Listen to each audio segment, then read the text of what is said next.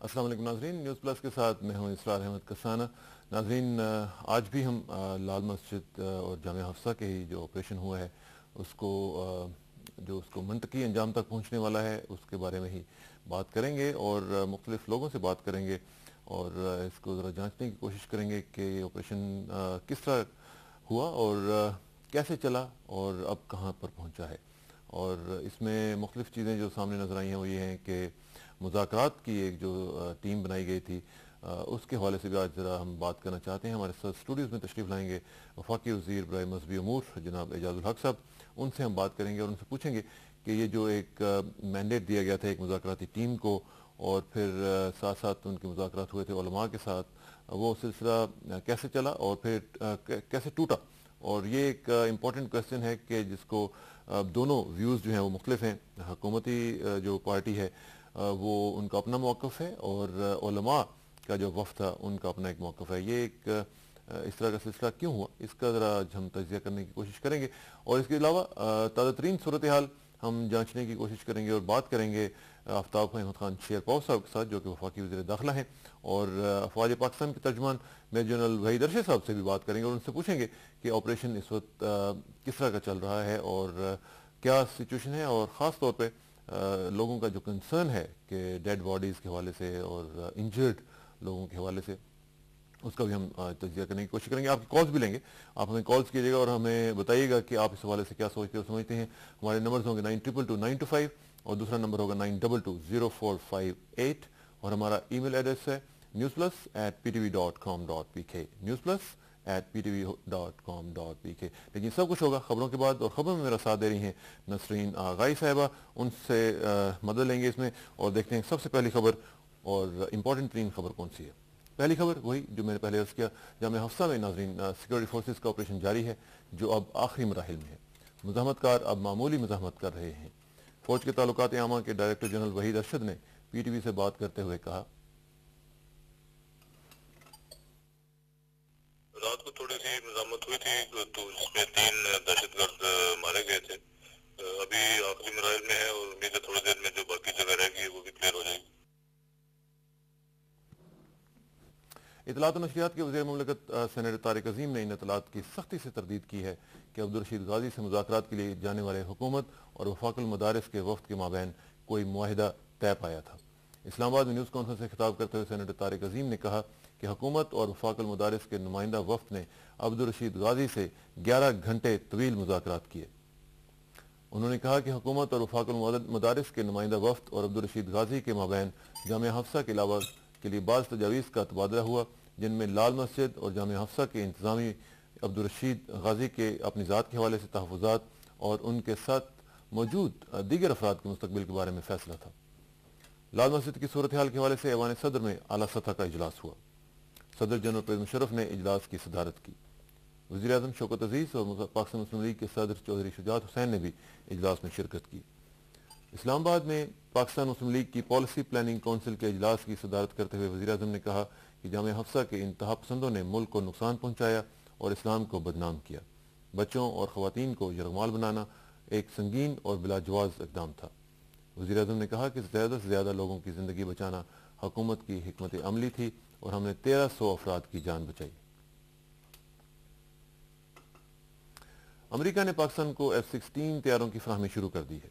पहले मरहले में 2 F-16 तैयारे पाकिस्तान पहुंचने और इसके हवाले से एक फंक्शन हुआ। मजीद 10 तैयारे अगले साल के वस्त तक मिल जाएंगे। और अब खेल, पाकिस्तान क्रिकेट बोर्ड ने 2020 वर्ल्ड कप क्रिकेट टूर्नामेंट के लिए 30 मुमकिन खिलाड़ियों के नामों का ऐलान कर दिया है। इस साल सितंबर में जनूबी अफ्रीका में होने वाली 2020 वर्ल्ड कप के लिए पाकिस्तान क्रिकेट टीम के लिए उनमें से 15 खिलाड़ियों का इंतखाब किया जाएगा। महकमा मौसमियात के मुताबिक आइंदा 12 घंटों के दौरान मुल्क के ज़्यादातर हिस्सों में मौसम खुश्क रहेगा। ये थी ताज़ा तरीन खबरें और ख़बरों के बाद अब प्रोग्राम को आगे बढ़ाएंगे। और आपको मालूम है कि हमारा जो एक सिलसिला प्रोग्राम को आगे बढ़ाने के सबसे पहला जो मरहला होता है वो है अल्लामा इकबाल या कायद आज़म। आज अल्लामा इकबाल की बारी है और बांगे दराज से एक इंतखाब किया है नाज़रीन, तराना मिल्ली का उसका उन्वान है। अल्लामा इकबाल फरमाते हैं, चीनो अरब हमारा, हिंदुस्तान हमारा, مسلم ہیں ہم، وطن ہے سارا جہاں ہمارا، توحید کی امانت سینوں میں ہے ہمارے، آسان نہیں مٹانا نام و نشاں ہمارا، دنیا کے بت قدوں میں پہلا وہ گھر خدا کا، ہم اس کے پاس باں ہیں وہ پاس باں ہمارا، تیغوں کے سائے میں ہم پل کر جواں ہوئے ہیں، خنجر ہلال کا ہے قومی نشاں ہمارا، مغرب کی وادیوں میں گونجی اذاں ہماری، تھمتا نہ تھا کسی سے سیل رواں ہمارا، باطل سے دبنے والے اے آسماں نہیں ہم، 100 بار کر چکا ہے تو امتحاں ہمارا، اے گلستان اندلس وہ دن ہے یاد تجھ کو، تا تیری ڈالیوں پر جب آشیاں ہمارا، اے موج دجلہ تو بھی پہچانتی ہے ہم کو، اب تک ہے تیرا دریا افسانہ خواں ہمارا، اے ارض پاک تیری حرمت پہ کٹ مرے ہم، ہے خون تیری رگوں میں اب تک رواں ہمارا، سالار کارواں ہے میر حجاز اپنا، اس نام سے ہے باقی آرام جہاں ہمارا، اقبال کا ترانہ بانگے درا ہے گویا، ہوتا ہے جادہ پیما پھر کارواں ہمارا۔ ناظرین، یہ علامہ اقبال کے اشعار اور یہ ترانہ ایک ملی جس کو انہوں نے نام دیا ہے، اس حوالے سے آپ دیکھیں کہ کتنا خوبصورت ان کا ایک انداز ہے، اور واضح طور پر وہ بتا رہے ہیں کہ کس طرح آج ہماری جو حالت ہے اس میں وہ پورے ایک ہسٹری کا بھی ساتھ ساتھ سبق دے رہے ہیں، اور بتا رہے ہیں گلستان اندلس کو بھی بات کرتے ہیں، اور پھر اس کو کہتے ہیں کہ کیا تجھے یاد ہے تھا تیری ڈالیوں پر جب آشیاں ہمارا، پھر موج دجلہ کی بات کرتے ہیں تو کہتے ہیں کہ تو بھی پہچانتی ہے ہم کو، اب تک ہے تیرا دریا افسانہ خواں ہمارا، اور پھر یہ دیکھیے کہ اے ارض پاک تیری حرمت پہ کٹ مرے ہم، ہے خون تیری رگوں میں اب تک رواں ہمارا، اور پھر کہتے ہیں کہ سالار کارواں ہے میر حجاز اپنا، میر حجاز یعنی نبی کریم صلی اللہ علیہ وسلم کی ذات، سالار کارواں ہے میر حجاز اپنا، اس نام سے ہے باقی آرام جہاں ہمارا، کیونکہ ہماری جو نسبت ہے وہ جس ذات کے ساتھ ہے اس سے بڑی ذات اس دنیا میں نہ پیدا ہوئی ہے نہ ہوگی۔ تو یہ انداز ہے علامہ اقبال کا اپنا، اور اس کو آپ دیکھیے گا کہ کیا خوبصورت انداز ہے۔ لیکن آج اسی حوالے سے اب تھوڑا سا ہم ٹاپک کو آگے بڑھائیں گے، اور جو میں نے پہلے کہا تھا کہ آج بھی ہم نے بات کرنی ہے جو کل سے ایک سلسلہ چل رہا ہے آپریشن کا، اور اس میں ہم نے دیکھا کہ مختلف مراحل میں سے گزرتے ہوئے ہم آج تقریباً 28-29 گھنٹے ہو چکے ہیں، اور آپریشن اسٹل گوئنگ آن۔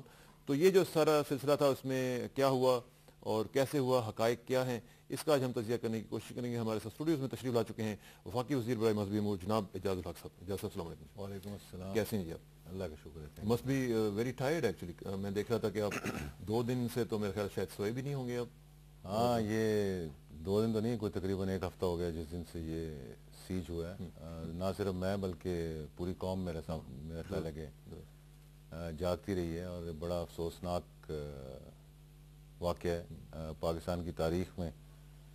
میں سمجھتا ہوں کہ میری زندگی میں تو کوئی ایسا واقعہ نہیں ہوا جس سے کہ اتنا نقصان ہوا ہو، اور نقصان سے میرا مطلب ہے کہ جہاں دین، مسجد، مدرسہ، اس کا تقدس، اس کا جذبہ جو مسلمانوں کے دل میں ہے، اور نہ صرف ہم بلکہ پورا عالم اسلام، میں سمجھتا ہوں کہ اس مسئلے میں جو جس طرح سے ان کے تاثرات اور جذبات ہیں، اور پاکستانیوں کے، مسلمانوں کے، بڑا افسوسناک یہ سب کچھ ہوا ہے، اور اس کو ان زخموں کو بھرنے کے لیے بھی اب میرا خیال میں کہ بہت ٹائم لگے، ایک بہت بڑا لمبا عرصہ لگے گا، اور بہت سے لوگوں کا اس میں اب آگے چل کر اہم کردار بھی ہوگا۔ اس کو اوائڈ کیا جا سکتا تھا؟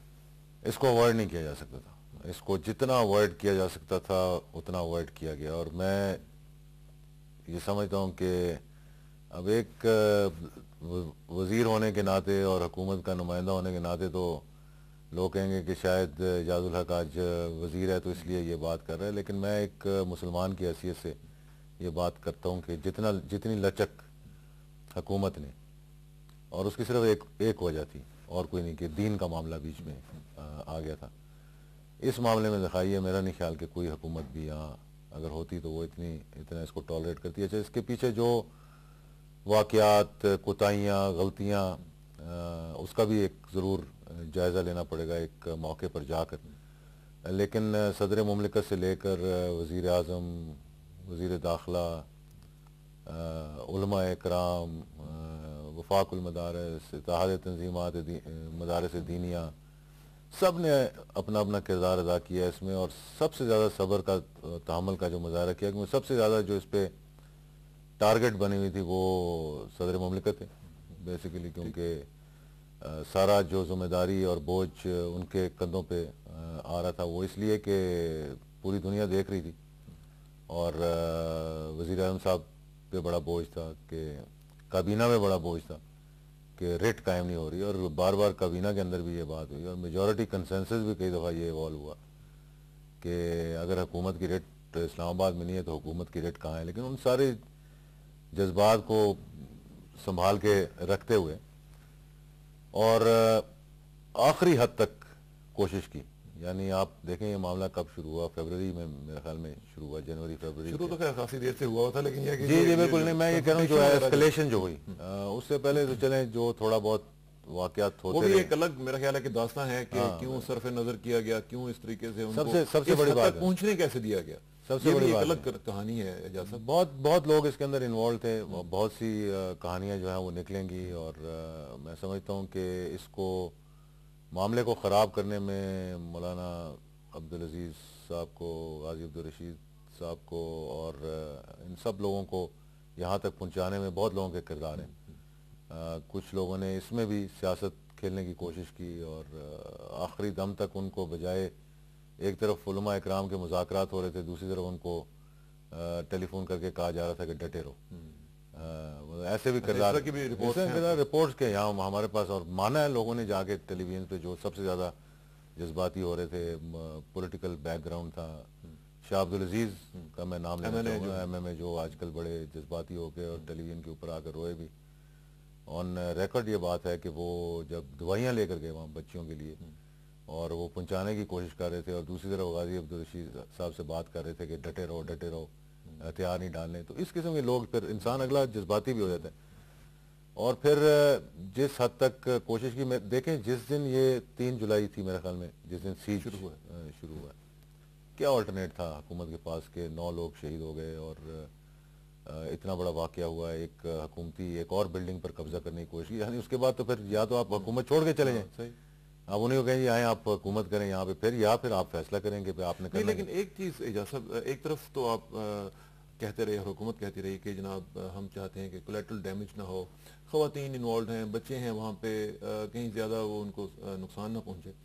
اور ایک طرف ہم نے دیکھا کہ ایک دم آپریشن لانچ کر دیا گیا اور زبردست نقصان ہوا. ظاہر ہے کہ اس میں کئی لوگوں کی جانیں گئیں اور معصوم لوگوں کی نہیں، جانے تو اس میں جانی تھیں، لیکن اب آپ دیکھیں جانے بچی کتنی ہیں.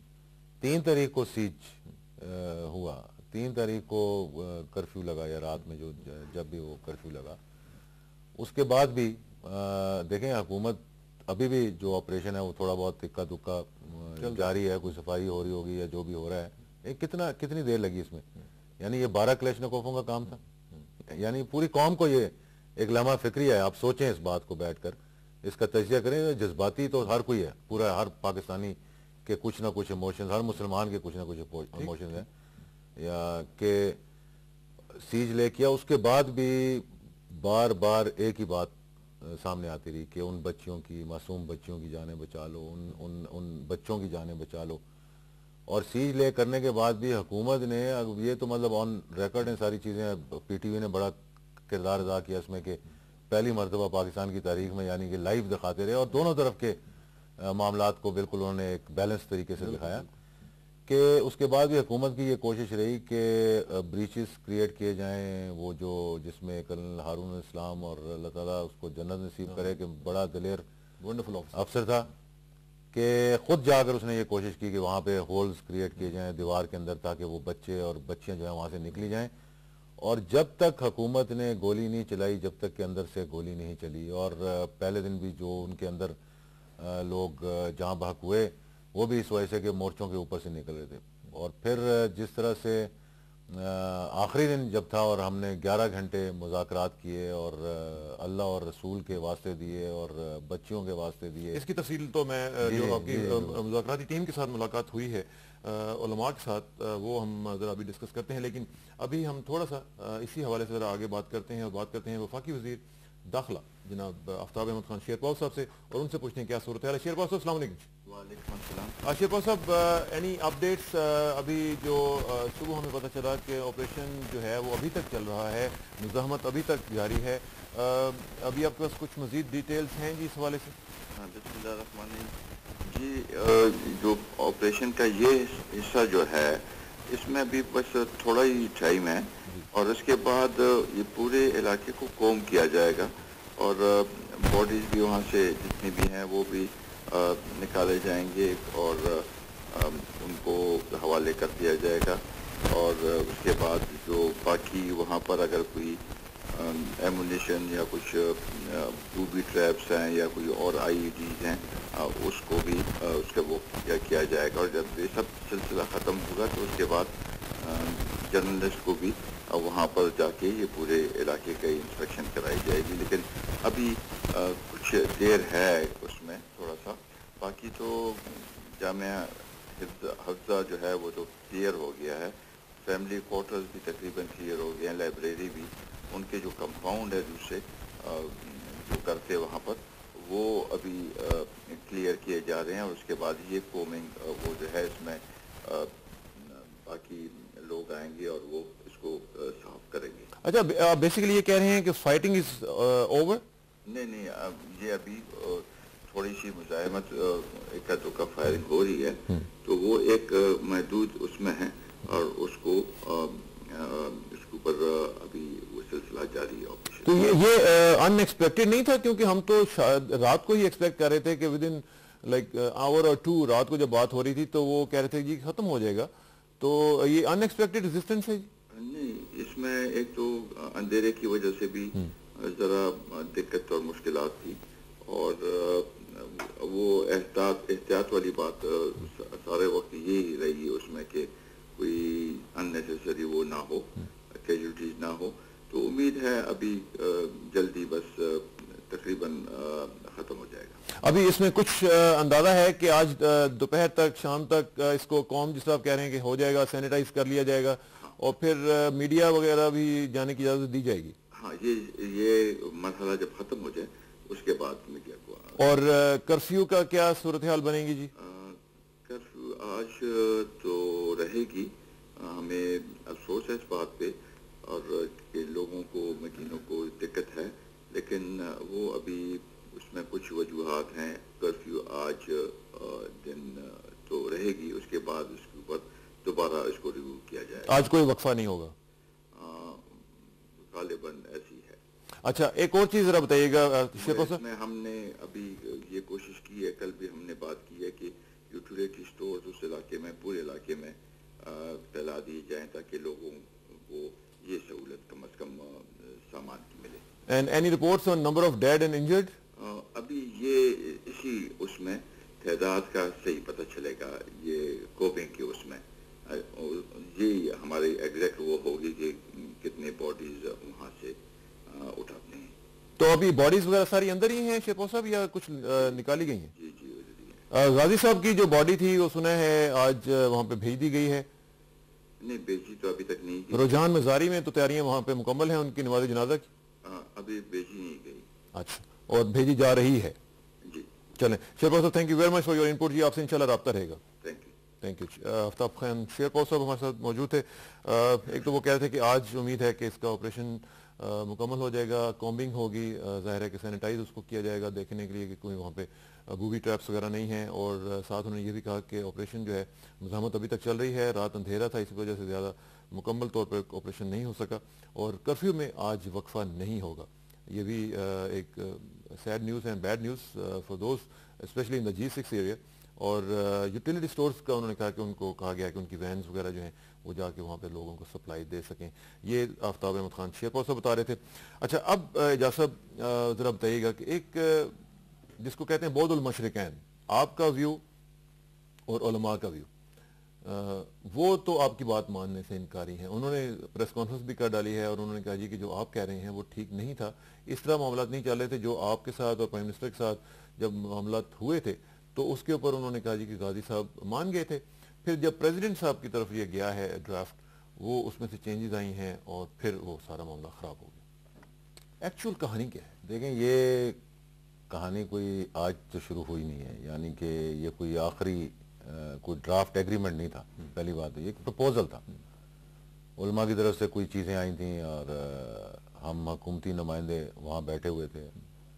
دیکھیں اگر اس وقت وہ پروپوزل ایسے ہوتے جس پہ ہم نے ایگری نہیں کرنا تھا تو ہمیں کوئی ضرورت ہی نہیں تھی کہ ہم جا کے اور پھر صدر مملکت سے بات کرتے.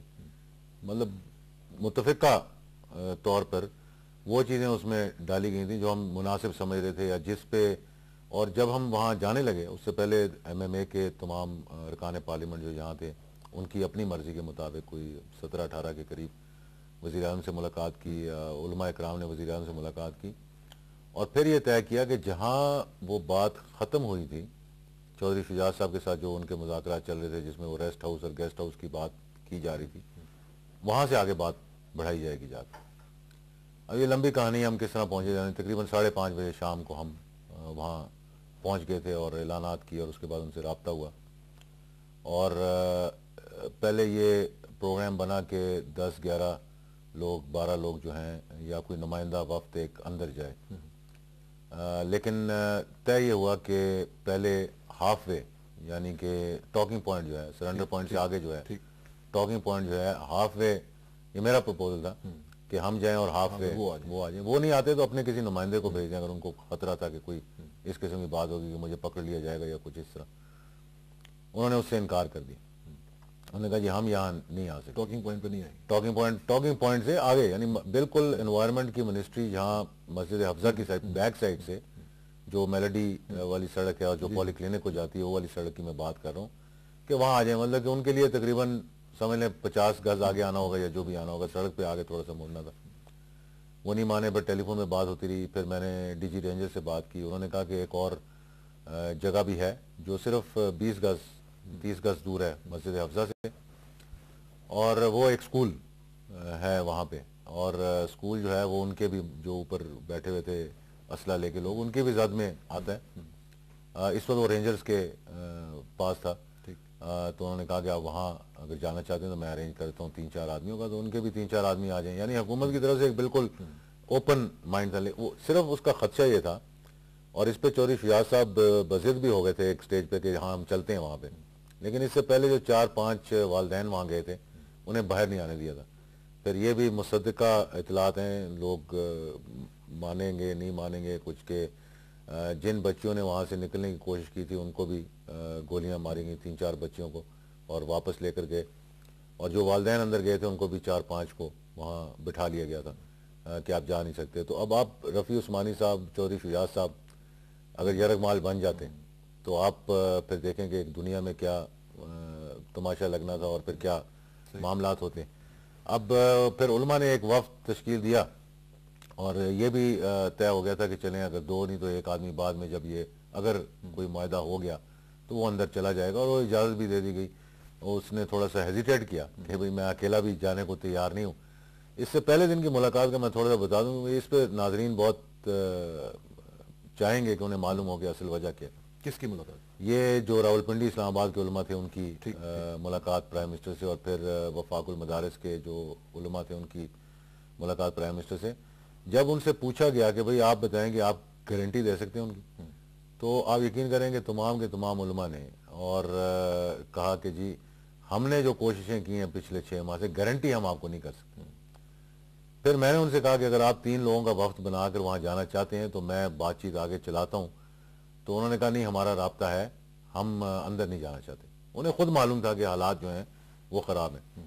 اس کے بعد جب وفاق المدارس کے علماء جس میں مولانا سلیم اللہ صاحب، ڈاکٹر عبدالرزاق سکندر صاحب اور یہ بہت جید علماء ہیں جہاں کے جو استاد ہیں ان کے اساتذہ ہیں یہ، اور صدر ہیں وفاق المدارس کے، جب ان کی بھی میٹنگ ہوئی پرائم منسٹر صاحب سے تو اس بات کو انہوں نے تسلیم کیا جی کہ جتنی ہم نے کوششیں کی ہیں پچھلے 6 ماہ میں انہوں نے ہماری بات نہیں مانی، لیکن ہم پھر بھی کوشش جو ہے ہماری جاری رہنی چاہیے. اور اس وقت انہیں بھی یہ تمام جب حالات بتائے تھے تو انہوں نے بھی یہ بات تسلیم کی تھی کہ ہاں اندر جانا اس وقت جو ہے وہ مناسب نہیں موجودہ صورتحال میں، اور یہ انہوں نے کہا کہ ہاں ہمارا ٹیلی فون پہ رابطہ ہے. اور جیسے ہی وزیر اعظم سے بات چیت ختم ہوئی وہ پہلے گئے ان سے رابطہ کرنے کے لیے، اور اس میں تھوڑی تاخیر بھی ہوئی کہ ہم نے 5 بجے جو جانا تھا بات چیت کرنے کے لیے ٹاکنگ پوائنٹ پہ، تو وہ ہمیں ڈیلے کر کے کوئی 45 منٹ ہمیں وہاں روکنا پڑا تاکہ وہ بات چیت کر کے واپس آ جائیں. اس کے بعد جب مذاکرات شروع ہوئے آپس میں ہم بات کر رہے تھے، اور تقریباً میرا خیال میں اس پورے دوران کو 11 گھنٹے کا اگر وقت لگا ہوگا تو اس میں کم سے کم نہیں تو 30 40 50 مرتبہ، میں ایگزیکٹ فگر تو نہیں میں آپ کو بتا سکوں گا کہ غازی عبدالرشید صاحب کے ساتھ ٹیلی فون پہ رابطہ ہوا، مطلب سب کی. مولانا رفیع عثمانی صاحب کی بات ہوئی، فضل الرحمان خلیل کی بات ہوئی، طارق عظیم صاحب کی کافی مرتبہ بات ہوئی، چودھری شجاع صاحب کی کافی مرتبہ بات ہوئی، 2 مرتبہ 3 مرتبہ میری بات ہوئی، مطلب ہم سب کی، حنیف جلندری صاحب کی ان سے بات ہوئی، تمام لوگوں کی بات ہوتی رہی. اب ایک ہم نے وزراء نے بیٹھ کر اور جو ہمارے علماء تھے جو ساتھ گئے ہوئے تھے انہوں نے بیٹھ کر کہا کہ بھئی کیا چیزیں ہم مطلب ایک پروپوزل سمجھ لیں آپ، پروپوزل بنائیں. اس پروپوزل میں وہی چیزیں لکھی ہوئی تھیں جو کہ زیادہ زور اس پہ یہ بھی تھا کہ مدرسوں کا فیوچر کیا ہوگا. تو ہم نے کہا فیوچر کی بات تو ہم بعد میں کرتے رہیں گے، لیکن انہوں نے کہا نہیں یہ بہت اہم بات ہے کیونکہ اس پہ بھی غازی عبدالرشید صاحب راضی ہوئے تھے تو اس کو بھی یہیں طے کر لیا جائے کہ مدرسے جو ہیں وفاق المدارس کے حوالے کر دیے جائیں گے.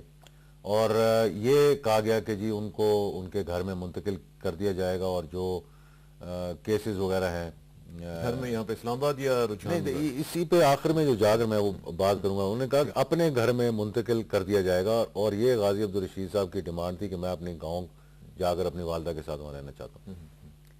اور انہوں نے یہ بھی کہا بڑے زور کے ساتھ کہ میں قانون کو بھی فیس کرنا چاہتا ہوں. اور ایک وقت پر ایک بڑی لمبی طویل جو ہے وہ بحث انہوں نے دوبارہ شروع کر دی. وہی لیکچر جو وہ پہلے دیا کرتے تھے کہ اوپن جوڈیشل ٹرائل بنے اور ظلم کر دیا اور حکومت نے، اور وہاں مجھے آنے جانے کی اجازت ہو، اور وہ جو جوڈیشل کمیشن بنے وہ مسجد کے اندر آ کر بیٹھے اور 3 ہفتے دیے جائیں، اور اس 3 ہفتے کے دوران یہ تمام معاملات جو ہیں روک دیے جائیں وغیرہ وغیرہ. یعنی کہ جو ان کی ایک تھی کیفیت، جو بات کرنے کی کیفیت. لیکن جب وہ چیزیں طے ہو گئیں اور اس میں کوئی ایسی تبدیلی ہم نے اپنے پرپوزلز میں نہیں کی، یعنی کہ کوئی ایک معاہدہ ہوا ہی نہیں تھا، کوئی ایگریمنٹ نہیں ہوا تھا، لیکن یہ سمجھ رہے تھے کہ شاید وہ اس پہ راضی ہو جائیں. لیکن میں یہ بات وثوق کے ساتھ کہہ سکتا ہوں کہ انہوں نے اس بات پہ راضی نہیں ہونا تھا، کیونکہ علماء کرام، یہ بھی بات جو ہے نوٹ کرنے کی ہے، تقریباً 2 یا 2:30 بجے ہوں گے یا 2:15 بجے ہوں گے، وہ وہاں سے 2:30 بجے کہہ دیتے ہیں اگر وہ کہیں گے 2:30 بجے تو، کہ وہ بھی مایوس ہو کر چلے گئے، کیونکہ انہیں بھی معلوم تھا کہ یہ بات جو ہے آگے طے ہوتی بھی نظر نہیں آ رہی.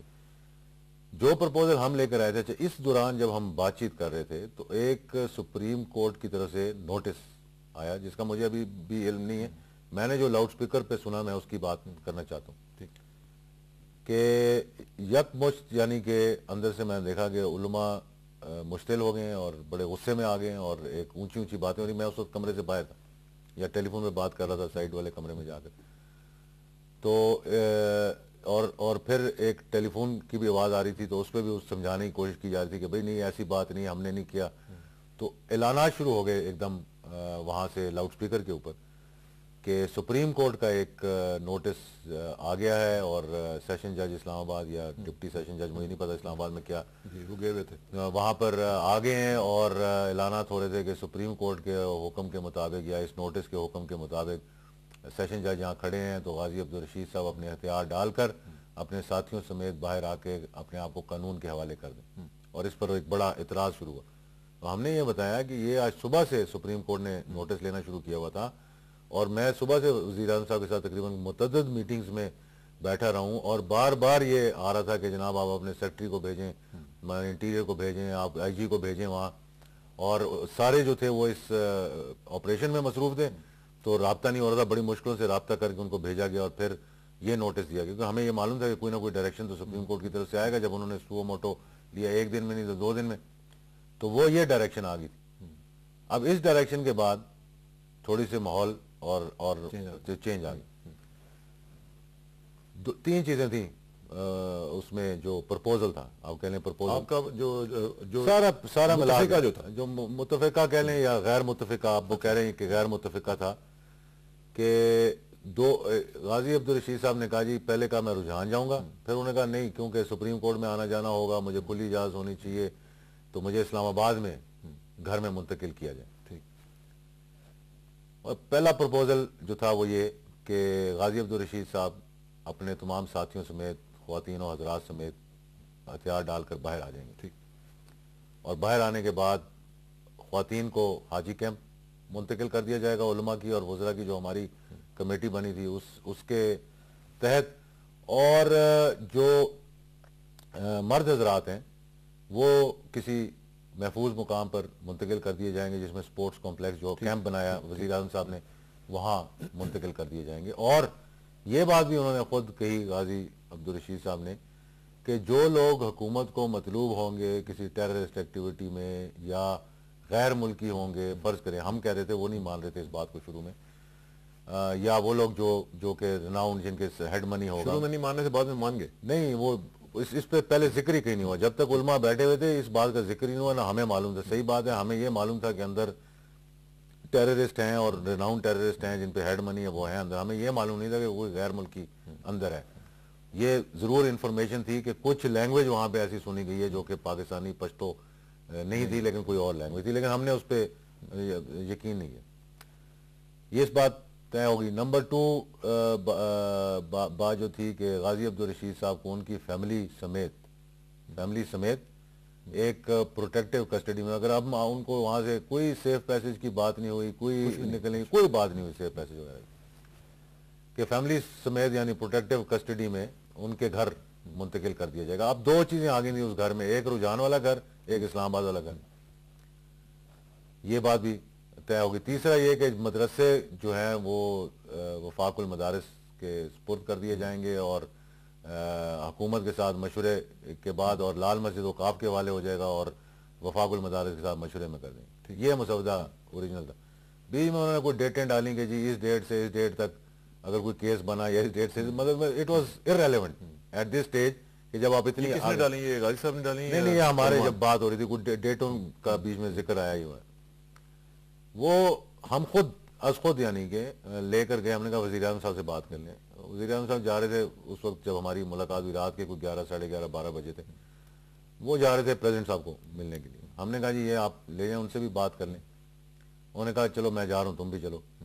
तो क्योंकि साथ ही बैठे हुए थे, 5 मिनट में वहाँ जाके बात हुई। उस वक्त भी सदर मुमलिकत ने, वज़ीर आज़म ने कोई ये नहीं कहा जी कि नहीं इस तरह नहीं, इस तरह नहीं। एक बात ये ज़रूर थी कि सुप्रीम कोर्ट का जो नोटिस आया है, उसके बाद अगर आप ये कहेंगे जी कि हमने बिल्कुल कोई भी कानूनी कार्रवाई नहीं होगी या फलाना नहीं होगा, और जब वो खुद कह रहे थे कि जो लोग मतलूब हैं उनके खिलाफ कानूनी कार्रवाई हो, तो इसमें कोई बात ही नहीं थी।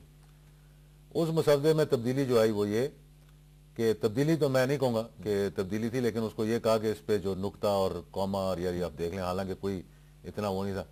वहीं बैठ कर एक हम में से किसी ने वो लिख के वही चीज़ जो उन्होंने लिखी हुई थी कि पहली बात भी वही कि बच्चियां वहाँ भेज दी जाएंगी, मर्द वहाँ भेज दी जाएंगे, जो लोग मतलूब होंगे वहाँ जाएंगे। दूसरी बात यह कि वहाँ लिखा कि गाजी अब्दुल रशीद साहब को घर में मुंतकिल कर दिया जाएगा, घर में मुंतकिल प्रोटेक्टिव कस्टडी में, और कानून के मुताबिक, क्योंकि सुप्रीम कोर्ट का नोटिस आया हुआ है, अगर कोई कार्रवाई होगी उनके मुतालिक तो उसको वो फेस करेंगे। और तीसरा ये कि जो मदरसे का फ्यूचर है, क्योंकि जामिया फरीदिया के उस्ताद अभी भी वहाँ रह रहे थे, तो वो उन उस्ताद से बगैर पूछे हुकूमत के संग ये कर देंगे, ये कर देंगे, कि इन दोनों मस्जिदें और दोनों मदरसों और मस्जिदों के बारे में इसमें मैं बात करता हूँ। अभी हमारा राब्ता हुआ है DGISPR में जनरल वहीद अरशद साहब के साथ, और उनसे पूछते हैं कि लेटेस्ट सिचुएशन क्या है। जनरल साहब अस्सलाम वालेकुम जी। जी वालेकुम अस्सलाम। जन साहब वेलकम टू द शो। और मुझे ज़रा काइंडली बताइएगा कि क्या लेटेस्ट सिचुएशन है। अभी हम सुन रहे हैं कि operation is still going on, is that right? जी इस वक्त लास्ट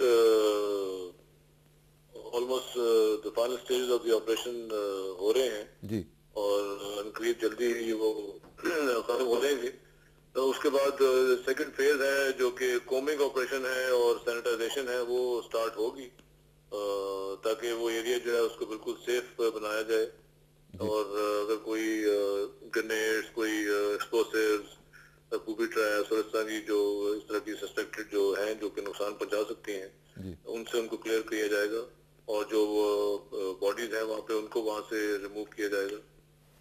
और साथ साथ ये भी बताइएगा जनरल साहब कि ये जो इतना प्रोलॉन्ग हो गया है, ये एक्सपेक्ट नहीं किया जा रहा था कि इतना ऑपरेशन प्रोलॉन्ग करेगा, क्योंकि कल मेजर जो ब्रंट था वो ओवर हो गया था, तो लग रहा था कि रात को ईशा के बाद 9-10 बजे तक खत्म हो जाएगा। तो ये रेजिस्टेंस इतनी ज्यादा स्टिफ क्यों हो रही है अभी तक? जी ऐसी ऑपरेशन मैंने पहले भी एक्सप्लेन सबको किया था कि ये ऑपरेशन जो है इसमें टाइम लगता है। ये एक एरिया है जिसमें बिल्टअप एरिया है, बहुत बड़ा कॉम्प्लेक्स है जी। और स्टेप बाय स्टेप अप्रोच है, क्योंकि मेन एम ये था कि कोलेटरल डैमेज ना हो, बच्चे और औरतें जो वहाँ पर हैं और इस तरह इनोसेंट लोग उनको उनकी कैजुअलिटीज ना हो। और इसके साथ मिलिटेंट्स की तरफ से, क्योंकि वो हेविली आर्म थे, उनकी तरफ से रेजिस्टेंस भी थी। तो ये वजूहत हैं और ये रात को भी जारी रहा है। अभी आखिरी मराइल में है जहाँ पे रेजिडेंशियल कॉम्प्लेक्स जो है वो क्लियर किया जा रहा है। जी अच्छा, जनरल साहब एक साथ ये बताइएगा कि खवातीन का आपने जिक्र किया, तो कुछ मालूम हुआ है कि खवातीन वहाँ पे कितनी हैं या कहाँ पे हैं, उनको क्लियर करवाया गया है वहाँ से? जी कल बताया था कि कल 27 खवातीन का ग्रुप जो है उन्होंने वहाँ से उनको वहाँ से रिकवर किया था। जी। जो रात से ऑपरेशन हो रहा है और जो सुबह भी हो रहा है, इसमें कोई खवातीन और बच्चों के साथ कोई ऐसा इंफॉर्मेशन नहीं मिली। कोई किसी जगह पे खवातीन और बच्चे नहीं पाए गए फिलहाल। तो ये अभी थोड़ी देर में खत्म हो जाएगा, फिर एक हतमी कोई कंफर्मेशन किसी चीज की मिल सकती है। और जो डेथ टोल थी उसमें कोई इजाफा तो नहीं हुआ हमारी सिक्योरिटी फोर्सेस का? जी डेथ टोल जो अभी है, कैजुअलिटी जो टोल है वो 9 शहीद हैं। एक सोल्जर जो पहले जख्मी था वो जख्मों की वजह से वो शहीद हो गया है, हॉस्पिटल में था। 28 जो है वो जख्मी हैं। जो मिलिटेंट्स हैं वो मैंने जैसे पहले बताया था कि वो 50+ की असेसमेंट है। जब ये कोमिंग ऑपरेशन कंप्लीट होगा फिर हतमी तौर पर कहा जा सकता है। और अभी आप समझ रहे हैं कि अभी जो 1-2 घंटे अगले हैं इसमें इट शुड बी ओवर? जी इंशाल्लाह। Thank you very much general साहब, इंशाल्लाह आपसे रब्ता रहेगा and wish you best of luck ji. Thank you very much. General Waheed Arshad साहब DGISPR हमारे साथ मौजूद थे और बता रहे थे कि ऑपरेशन इज ऑलमोस्ट ओवर, ये फाइनल स्टेज उसकी चल रही है और जाहिर है कि कोलेटरल डैमेज को रोकने के लिए एक स्टेप बाय स्टेप अप्रोच है। एक चीज़ इंपॉर्टेंट जो उन्होंने कही है वो ये है कि अभी तक ये उन्हें कंफर्म नहीं हुआ कि अंदर मजीद खवातीन भी हैं। जैसा इट इज़ वेरी सिग्निफिकेंट, कहा यह जा रहा था कि अंदर सैकड़ों की तादाद में खवातीन मौजूद हैं। तो ये खवातीन तो अंदर देखिए, ये हुकूमत की जो हिकमत अमली रही है, तो ये कि जिस दिन बहुत फायरिंग हुई और 9 लोग शहीद हुए इस फायरिंग में, और जिस दिन सीज रात को हुआ है बहुत से खवातीन और मर्द वहाँ से निकल गए थे।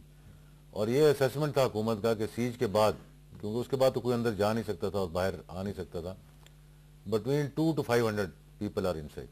Now we have to work around that figure कि अपर हमारा जो अंदाज़ा था और जो इंफॉर्मेशन थी और जो लोग बाहर निकले बाद में सरेंडर करके और आते रहे, उन्होंने जो बताया कि आखिर में जब निकलने के बाद जो पीछे लोग रह गए थे, यानी कि पहले 1250 या 1300 के करीब लोग, या 1300 से ज़्यादा भी अब तो हो गए, 87 लोग कल निकले, ये मिलाकर उसके बाद ये असेसमेंट थी कि, और फिर जो एक और भी अगर आप हिसाब लगाना चाहते हैं, तो ये जब हमारी बातचीत चल रही थी और ये फ़ोन आ रहे थे, तो एक स्टेज पर उलमा ने कहा, उनमें से किसी ने कहा जी कि हमारे लिए खाना आया, उनको भी खाना भिजवा दें, अंदर भी खाना भिजवा दें, क्योंकि एक गुडविल के तौर पे बात हो रही थी। तो चौधरी साहब ने कहा जी ज़रूर भिजवाते हैं।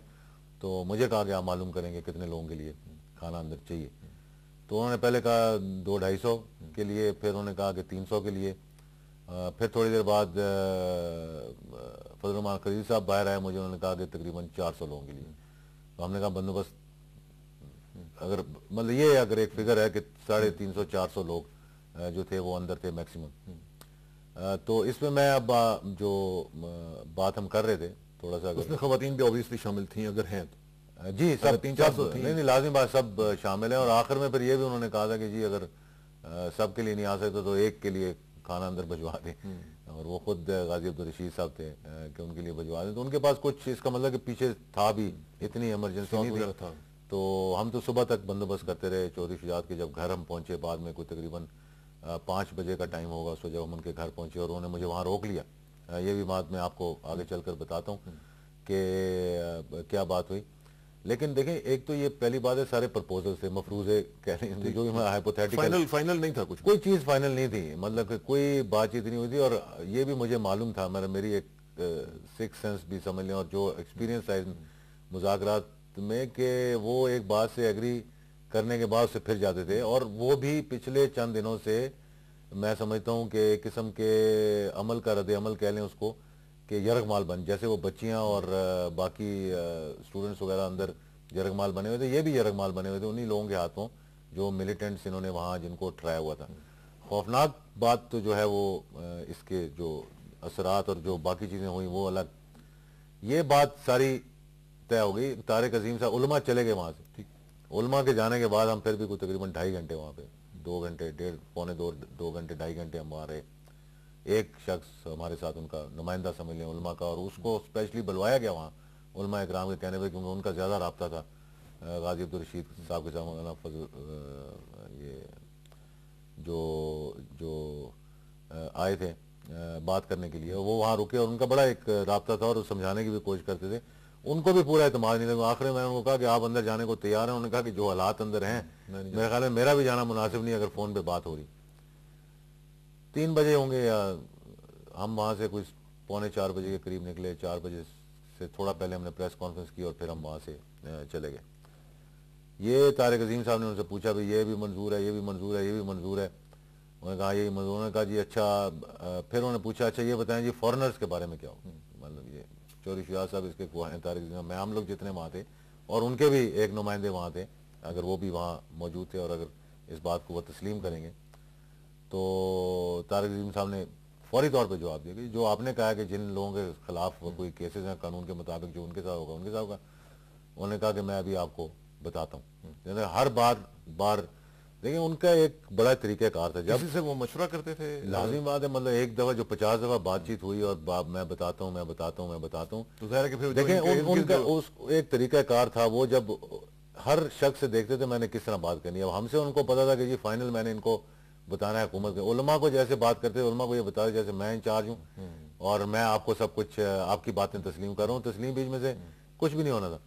इस बात उन्होंने कहा कि मैं आपको वापस फ़ोन करता हूँ, फिर उन्होंने फ़ोन नहीं किया। चौधरी शुजात साहब ने आखिर में उनको कहा अल्लाह रसूल का वास्ता देकर, हम सब ने, मतलब बात बच्चों का कि भाई हम इतनी कोशिश कर रहे हैं और ठीक है आप हम पे भी प्रेशर है, हुकूमत पे भी प्रेशर है, आप पे भी कोई प्रेशर होगा, कुछ मान जाए, कुछ तो मतलब छोड़ो ना वहां से। उन्होंने कहा 10, 15, 20 बच्चे बच्चियां जख्मी मैं आ जाता हूँ लेने के लिए, किसी को छोड़ो ताकि हम समझेंगे भाई जो तुम हमसे बात कर रहे हो वो मतलब एक गुडविल जेस्चर तो हो। मतलब ये तो हमेशा जो जहाज भी हाईजैक करते हैं वो भी बच्चों को छोड़ देते हैं एक गुडविल जेस्चर के लिए कि चलो जी अगली बात तो हम हुकूमत से करें, लेकिन वो मजबूर थे, नहीं छोड़ सकते थे। तो ये बड़ी सिग्निफिकेंट आपने बात की कि वो मजबूर थे और किसी और के साथ बात करते थे और उनसे पूछते थे कि मशवरा करने के बाद फिर आपको बताते हैं। यहाँ पे ज़रा थोड़ा सा कॉलर्स के साथ भी ज़रा इंटरेक्शन करते हैं और उनसे भी देखते हैं कि अवाम क्या सोचती है इस हवाले से। पहले कॉलर देखते हैं कौन है। अस्सलाम वालेकुम जी। हेलो अस्सलाम वालेकुम। वालेकुम सलाम जी, कौन बोल रहे हैं, कहाँ से बोल रहे हैं? वालेकुम सलाम जनाब साहब, मैं अमीर खान बोल रहा हूँ हांगकांग से। हांगकांग से अमीर खान साहब, फरमाइएगा। हाँ जी फरमाइए जी, अपने टीवी की आवाज जरा काइंडली बंद कर दें। पसंद आ रहा है। और असल मैं ये पूछना चाहता था कि गवर्नमेंट ने इतनी देर क्यों की इस ऑपरेशन में? चलें, thank you very much. Government ने इतनी देर क्यों की? एक और कॉलर को साथ ब्लेंड करते हैं, दोनों का जवाब इकट्ठा लेंगे और देखते हैं कि सेकंड कॉलर हमारे साथ कौन है और कहां से है। अस्सलाम वालेकुम जी। हेलो अस्सलाम वालेकुम। हेलो अस्सलाम वालेकुम जी। जनाब कौन सा बोल रहे हैं, कहां से बोल रहे हैं? जहरुल्लाह बोल रहा हूँ चारसदा से। जी चारसदा से, फरमाइएगा जी। जी मेरा सवाल इजाज़ हक साहब से यही है जी कि बाजौर का जो मदरसा था उसको इस तरह किले से क्यों नहीं दिखाई हुकूमत ने? बाजोड़ के मदरसे पे, thank you very much. Bajaur का भी आ गया जी जिक्र, और इतनी देर क्यों की, ये भी लोगों के क्वेश्चंस हैं। एक और मैं साथ ऐड करता हूँ, मुझे अभी एक ईमेल भी आई है जो कि उन्होंने उर्दू में लिखी है, और वो कहते हैं कि अस्सलाम वालेकुम किसान साहब, आपका प्रोग्राम बहुत अच्छा है, मैं उसे बहुत शौक से देखता हूँ। 2007 को जामिया, ये उन्होंने डेट भी लिखी है, हफ्सा और लाल मस्जिद में पेश आने वाली वाक़यात पर बात करना चाहूँगा। आपके प्रोग्राम न्यूज़ प्लस में कई दफ़ा एजाज़ुल हक साहब कह चुके हैं कि जामिया हफ्सा लाल मस्जिद की इंतज़ामिया इस्लाम को ज़बरदस्ती नाफिज करना चाहती है और इस्लाम उसकी इजाज़त नहीं देता। एजाज़ुल हक साहब बिल्कुल दुरुस्त फरमा रहे थे, लेकिन मेरी गुजारिश है कि अगर हुकूमत चाहती है कि कोई इस्लामी काम ना, गैर इस्लामी काम ना करे, तो हुकूमत को भी चाहिए कि वो भी इस्लाम की तालीमात पर अमल करे। तो बेसिकली वो ये कह रहे हैं कि आपकी अपनी पॉलिसीज़ में डायकॉटमी है। ये मोहम्मद उमैर साहब हैं, अटक से इन्होंने लिखी है ईमेल, और ये जो 2-3 चीज़ें, ये कंसर्न्स हैं लोगों के। तीनों बातें बहुत अहम हैं। मैं पहली बात से शुरू करता हूँ कि हर कोई ये कह रहा है हुकूमत ने देर क्यों की। आज जब मैं उन 1300 मासूम बच्चियों और बच्चों की तरफ देखता हूँ जिनको मौका दिया हुकूमत ने वहाँ से निकलने का, मैं समझता हूँ कि इससे बड़ी बात नहीं हो सकती कि एक भी जान अगर बच जाती। तो ऐसे ही नहीं हम अल्लाह और रसूल के वास्ते दे रहे थे वहाँ कि चंद लोगों को तो छोड़ें आप वहाँ से, कि जितने लोग भी निकल आते वहाँ से निकल आना था, जो होस्टेज बनाए हुए थे, जिनको यरगमाल रखा हुआ था, जो वालदैन अंदर गए हुए थे, जो बच्चियाँ वहाँ से आना चाहती थी। होंगे कुछ जज्बाती लोग भी होंगे जो उनके बड़े करीबी अजीज़ और फैमिलीज थी, और उन्होंने ये भी कहा होगा कि जी हमने इनके साथ ही जाना है, क्योंकि देखिए ना, एक लोगों को ब्रेन वॉश किया हुआ था, जज्बाती किया हुआ था। जहाँ दीन की बात आती है, मैं आपसे भी जाकर जो काम लेना चाहूँ, बिल्कुल बिल्कुल, या जो कोई भी नमाज ना भी पढ़ता इंसान, उसको जब दीन की बात करेंगे तो एक जज्बा आ जाता होगा। तो वो जो जाने बच गई, ये हुकूमत की हिकमत अमली है, जिसको अप्रिशिएट करना चाहिए कि इतना सब्र और तहम्मुल। यहाँ तक कि मीडिया का सब्र भी जो है वो ख़त्म हो चुका था, और अब प्रोवोकेशन शुरू हो गई थी। तो उसके बावजूद कल हारून इस्लाम शहीद हो गए, हुकूमत ने फिर भी पूरा रिएक्ट नहीं किया एकदम, वरना अगर इस तरह की बात होती तो उसी वक्त जो जवान और वो दूसरे जो वहाँ पे, अच्छा, एक तो ये बात थी। दूसरी बात हर जगह के देखें हालात और होते हैं। बाजोड़ पे जो वाकया हुआ, बाजोड़ भी इसी तरह के एक किस्म का बॉर्डर एरिया है, वहाँ पे मीर अली में, बाजोड़ में, दीगर इलाकों में एक इसी किस्म के वाकयात हो रहे हैं, जिस किस्म के यहाँ फॉरेनर्स की बात हुई, टेररिस्ट की बात हुई, तो किसी ने वहाँ लिया होगा। और मैं समझता हूँ कि चलें, इस पे भी दो राय हो सकती हैं। अगर वहाँ भी थोड़ा सा भी सब्र कर लिया था तो शायद बेहतर होता, लेकिन क्योंकि वहाँ एक वॉर जोन का इलाका है और ये कोई वॉर जोन नहीं था, ये कैपिटल था मुल्क का, तो उसमें एक फर्क। अगर यही सेटिंग कहीं और होती तो ऑपरेशन डिफरेंट होता। देखें, ये सेटिंग इस वजह से भी डिले हुआ, और इस वजह से बहुत से, अब ये बात यहाँ करते हुए, बहुत से टेररिस्ट, मैं समझता हूँ ये एक हब था। जो एक्टिविटी पाकिस्तान में कहीं भी होती थी ना, चाहे बाजोड़ हो या टांग हो या नॉर्थ वजीरिस्तान हो या बलूचिस्तान हो, क्योंकि इनका खुद ताल्लुक रुझान से था और बलूचिस्तान से, वारदात करने के बाद सब यहीं आते, और ये एक ट्रांजिट कैंप बन चुका था। और उन 4000 बच्चियों के पीछे छुप कर जो इन्होंने किया, अब आप देख लें, खुद ही आपके सामने सारी चीजें। लेकिन जब सर मतलब ये है कि ये हब था और आपको पता नहीं था। देखें, तमाम एक्टिविटीज का बात हो रहे हैं, इसमें बहुत से लैप्सेस हैं। मैं ये समझता हूँ, मैं नहीं कह रहा कि ये इसमें हमें खामोश बैठना हमारी चाहिए। एजेंसीज कहाँ थी, अब ये बैठकर इस चीज का जायजा लेना होगा, और आइंदा के हिकमत अमली जो है वो तैयार करनी होगी। इसमें अब देखें, बड़ी चीजें हैं इसके अंदर जो कि अब देखने वाली हैं। सबसे पहली बात यह है कि इस वक्त मैं समझता हूँ, क्योंकि देखें ये दीन का मसला था, ये मदरसों का मसला था। इस वक्त 17,000 के करीब मदरसे पाकिस्तान में काम कर रहे हैं, 20 लाख बच्चा वहां पे पढ़ रहे हैं। मैं समझता हूँ इस वक्त जो इम्तिहान की घड़ी है वो ना सिर्फ हुकूमत के लिए बल्कि उलमा इकराम के लिए हमसे ज़्यादा है, वफाकुल मदारिस के लिए उससे भी ज़्यादा है, और इत्तेहाद तंजीमात मदारिस दीनिया के लिए उससे भी ज़्यादा है। अब इसको आप बिगाड़ भी सकते हैं मामले को, और इसको आप संभाल भी सकते हैं मामले को। हर कोई इस बात में मुत्तफिक था कि जो ये कर रहे थे वहां वो गलत था। एक शख्स भी खड़े होकर नहीं कहता, चाहे वो उलमा इकराम में हो, ये एक और डायकॉटमी है कि आप कह रहे हैं कि वो कहते थे कि वो गलत कर रहे हैं, और उधर हम देखते हैं कि तमाम उलमा इकट्ठे होकर अब आपको क्रिटिसाइज कर रहे हैं कि आपने गलत किया।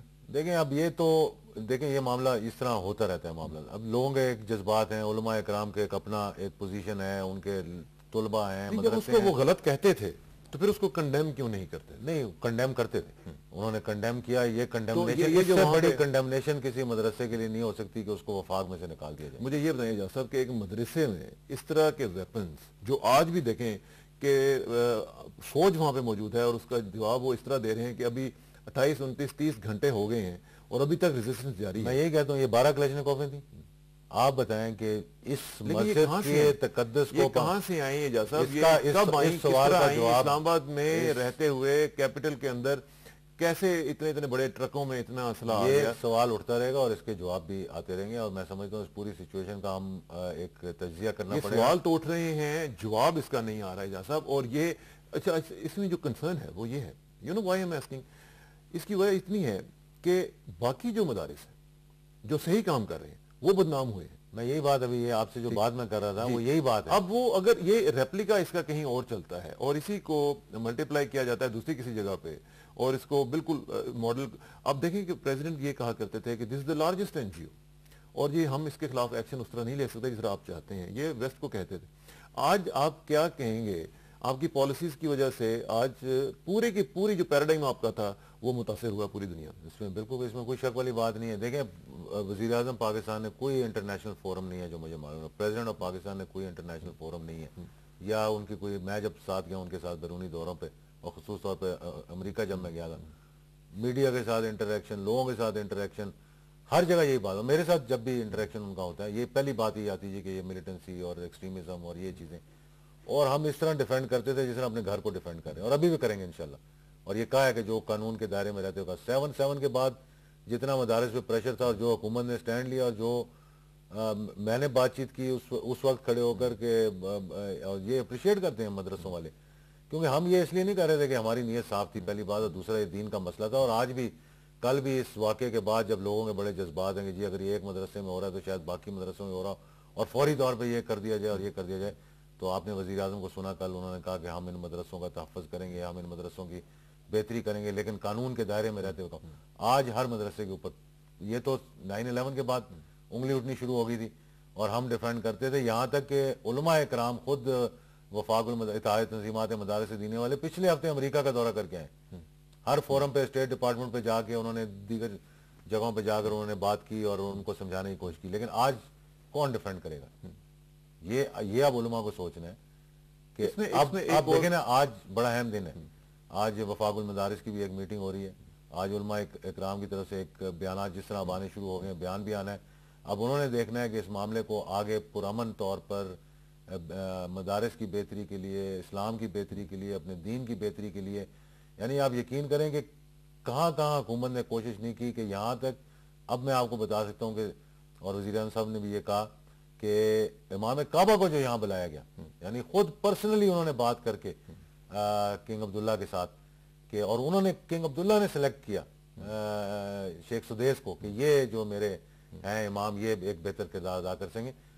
5 دن امام کعبہ اپنا دورہ ختم ہونے کے بعد یہاں مزید ٹھہرے کہ شاید کوئی بات چیت آگے نکل جائے, لیکن نہیں نکلی. یہ دورہ اسی لیے ڈیزائن کیا گیا تھا بیسیکلی یہ آئیڈیا یہ تھا. ان کو ایک دعوت بھی گئی ہوئی تھی جامعہ اشرفیہ کی طرف سے, لیکن خود انٹرسٹ لے کر صدر مملکت اور وزیر اعظم نے بات کر کے, وزیر اعظم نے کنگ عبداللہ سے بات کر کے, کنگ عبداللہ کی چوائس پہ شیخ عبد الرحمان. لیکن یہاں پہ جو تاثر پیدا ہوا ہے وہ یہ ہے کہ پاور سینٹر جو ہے وہ گورنمنٹ میں نہیں ہے, پاور سینٹر کہیں اور لائے کرتا ہے, کیونکہ جو بھی آپ لوگ لے کے گئے پروپوزلز وہ سارے کے سارے پیچھے چلے گئے, اور جب دوسری طرف سے پروپوزل آیا پریزیڈنسی کی طرف سے تو یہ کیا آپ سمجھتے ہیں کہ فوج, پریزیڈنٹ اور ساتھ آپ کی گورنمنٹ کے درمیان کوئی اتنا کمیونیکیشن کا مسئلہ تھا, کیا مسئلہ تھا؟ کوئی اپوزیشن والوں کے لیے یہ کہنا بڑا آسان ہے. دیکھیں کبھی صدر مملکت حکومت سے الگ ہو سکتے ہیں, کبھی فوج حکومت سے الگ ہو سکتی ہے, یعنی یہ دو الگ ادارے ہیں. اس کی وجہ یہ ہے کہ 2 دن پہلے پریزیڈنٹ یہ کہہ چکے تھے کہ ہم ایکشن لیں گے, وہ بعد آ جائیں ورنہ مارے جائیں گے.